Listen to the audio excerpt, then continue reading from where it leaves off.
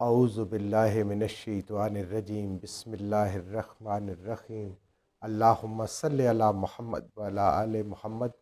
اللہ جل شانہ کا بے حساب کرم احسان اس ذات کا کہ جس نے ایک دفعہ پھر قرآن مجید سمجھنے کے لیے یہاں پہ ہمیں اکٹھا کر دیا۔ آج ہم انشاءاللہ 11واں پارہ سورہ یونس کی آیت نمبر 93 سے اپنا سبق شروع کریں گے۔ سورہ یونس آیت نمبر 93 سے۔ اعوذ باللہ من الشیطان الرجیم بسم اللہ الرحمن الرحیم وَلَقَدْ بَوَّأْنَا بَنِي إِسْرَائِيلَ مُبَوَّأَ صِدْقٍ وَرَزَقْنَاهُم مِّنَ الطَّيِّبَاتِ فَمَا اخْتَلَفُوا حَتَّى جَاءَهُمُ الْعِلْمُ إِنَّ رَبَّكَ يَقْضِي بَيْنَهُمْ يَوْمَ الْقِيَامَةِ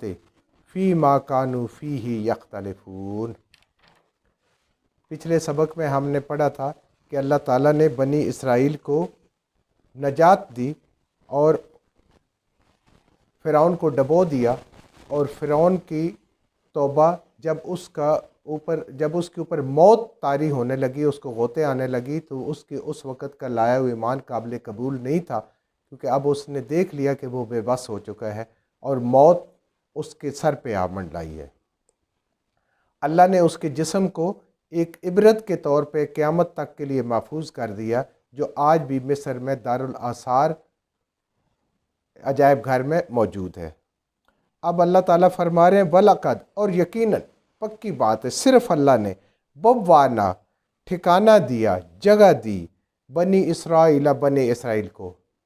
جو غلام تھے، جن کا کوئی وطن نہیں تھا، فرعونیوں کے غلام تھے مصر میں۔ اللہ فرماتے ہیں کہ ہم نے ان کو بہترین جگہ عطا فرمائی، دنیا میں ان کو اپنا ملک، اپنا ٹھکانہ، اپنی حکومت عطا فرمائی۔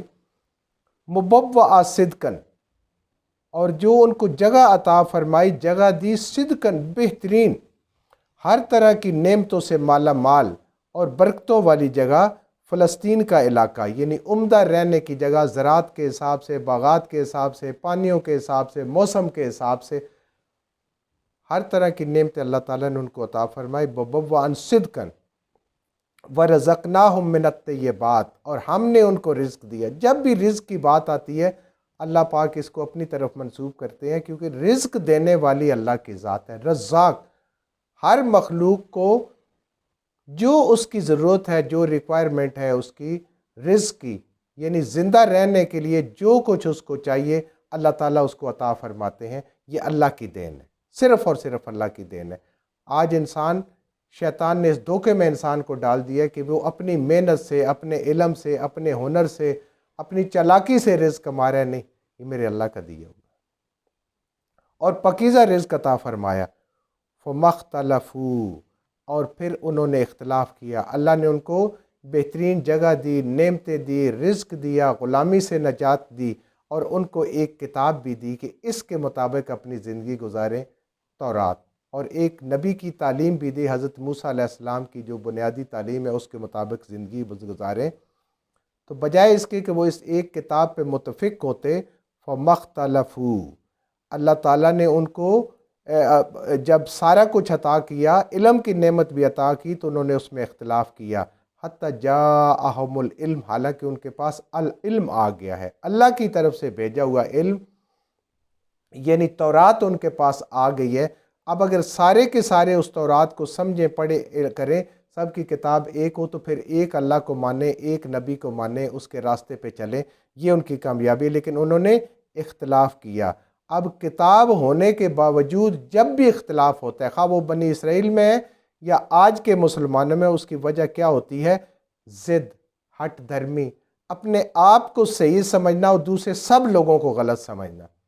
حالانکہ رائے ایک انسان کی ہے، کیسے وہ کہہ سکتا ہے کہ میری رائے بالکل صحیح ہے اور باقی لوگوں کی رائے صحیح نہیں ہے؟ لیکن اس کی وجہ یہی ہوتی ہے کہ یہ ضد، ہٹ دھرمی اور اصل علم سے دوری، یعنی اس کا علم نہیں ہوتا،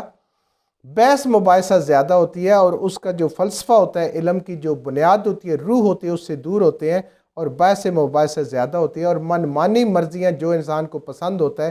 میرے خیال میں، اور مجھے یہ سمجھ آئی ہے، اور مجھے ایسے لگتا ہے، یہ کہہ کے جب قرآن کی بات ہو تو پھر مجھے ایسے نہیں لگتا، میرا خیال نہیں ہوتا، جو اللہ حکم کرتے ہیں انسان کو سمجھ آ جاتا ہے۔ تو اللہ فرماتے ہیں کہ علم آنے کے باوجود انہوں نے اختلاف کیا۔ اب یہ اللہ ہمیں سمجھا رہے ہیں کہ آپ کے پاس بھی علم آ گیا، قرآن آ گیا، اب آپ کیا کرتے ہو؟ کیا اختلاف کرتے ہو یا اس ایک قرآن پہ، ایک نبی پہ، ایک اللہ پہ متفق ہوتے ہو، ایک دین پہ؟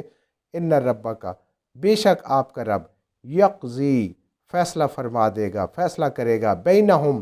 ان کے درمیان جو وہ اختلاف کر رہے ہیں بنی اسرائیل والے، یوم القیامہ، قیامت کے دن۔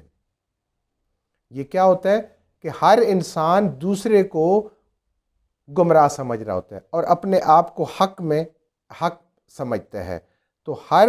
دینی مدارس جتنے بھی ہیں ان میں قرآن نہیں پڑھایا جاتا، ان کی سب سے پہلے فقہ پڑھائی جاتی ہے، پھر جو کچھ ٹائم بچتا ہے وہ حدیث پڑھائی جاتی ہے، اور آخر میں وقت بچتا ہے تو قرآن، جس کے لیے بالکل وقت نہیں بچتا۔ اس لیے آج ہمارے مدارس سے فارغ التحصیل ہونے والے جتنے طلباء ہیں وہ دیکھیں اپنے جتنے فرقے کے وہ پکے ہوتے ہیں، اتنا عام انسان نہیں ہوتا۔ کیوں؟ ان کو اسی پہ پابند کیا جاتا ہے، حالانکہ ہونا یہ چاہیے کہ سب سے پہلے قرآن پڑھیں، پھر اگر وقت پڑے تو بچے تو حدیث پڑھیں، اور پھر اگر وقت بچے تو اس کے بعد علیحدہ سے ان کو فقہ پڑھائی جائے، کیونکہ فقہ تیسرے نمبر پہ آتی ہے، سب سے پہلے قرآن بنیاد ہے، پھر اس کے بعد حدیث ہے۔ تو اللہ فرما رہے ہیں کہ یہ اپنے فیصلے دنیا میں نہیں کریں گے، کیونکہ ضد پہ قائم ہے نا، درمی کے قائم ہے، سچ نظر آنے کے باوجود بھی، نبی کریم صلی اللہ علیہ وسلم کی مبارک سنت نظر آنے کے باوجود، قرآن کا حکم نظر آنے کے باوجود یہ کہتے ہیں ہمارے آباء و اجداد یہ کرتے ہیں، ہمارے بزرگ یہ کرتے ہیں، ہم نے تو ایسے ہی کرنا ہے۔ تو اس کا فیصلہ پھر کب ہوگا؟ اللہ فرما رہے ہیں کہ ان کا میں فیصلہ قیامت والے دن کروں گا۔ کانوا فیہ یختلفون، یہ جو جس چیز میں اختلاف کرتے ہیں، دین جوڑتا ہے۔ نبی کریم صلی اللہ علیہ وسلم کے دور میں پہلے جتنے لوگ تھے، اللہ کے نبی نے ان کو جوڑا، ان کے دل بھی جڑے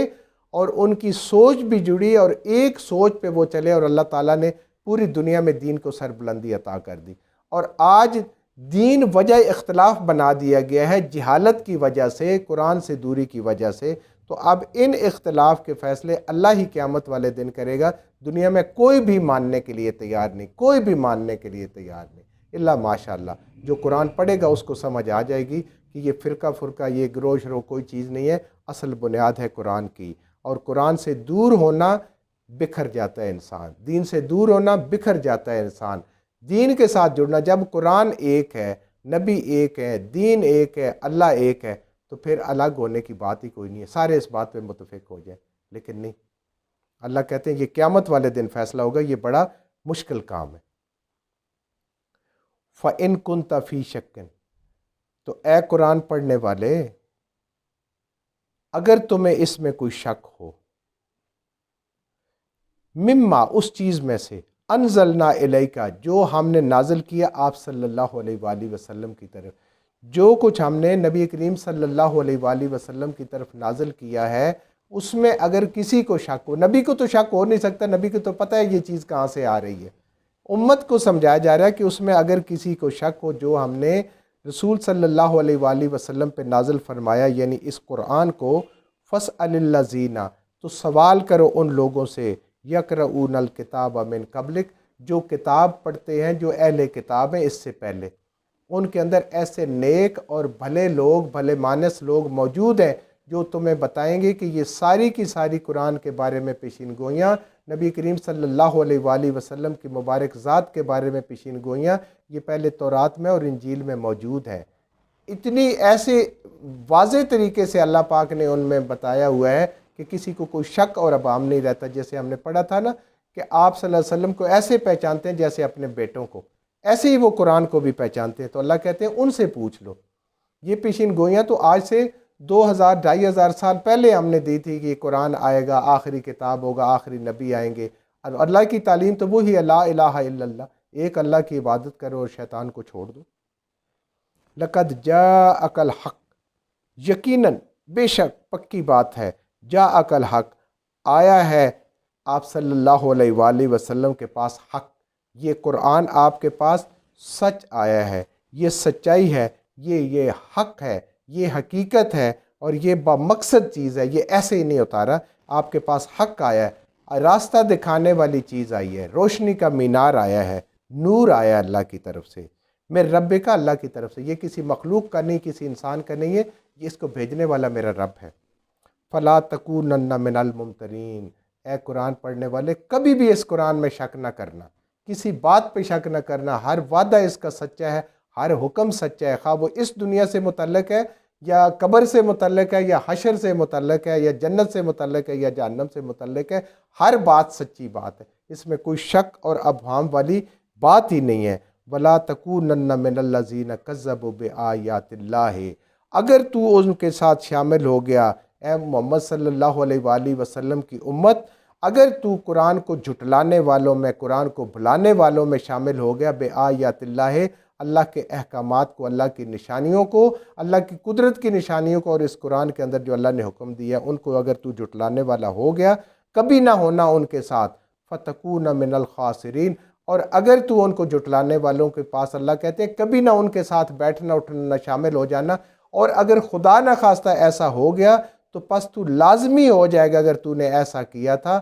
نقصان اٹھانے والا، آخرت میں ناکام ہو جائے گا، آخرت میں نامراد ہو جائے گا، اور آخرت میں ان لوگوں کے ساتھ شامل ہوگا جنہوں نے اپنی زندگیاں ضائع کی اور جنہوں نے اپنا نقصان کیا، کسی کا نقصان نہیں کیا، اپنا نقصان کیا۔ تو قرآن کے اوپر شک کرنا، قرآن کو بھلا دینا، قرآن کو نہ سمجھنا، قرآن کو اس پہ نہ عمل اس پہ کرنا، یہ سب کے سب خسارے والی باتیں، نقصان والی باتیں ہیں، اور یہ آخرت کا خسارہ ہے جو بہت خطرناک خسارہ ہے، کیونکہ اس کے بعد اس کی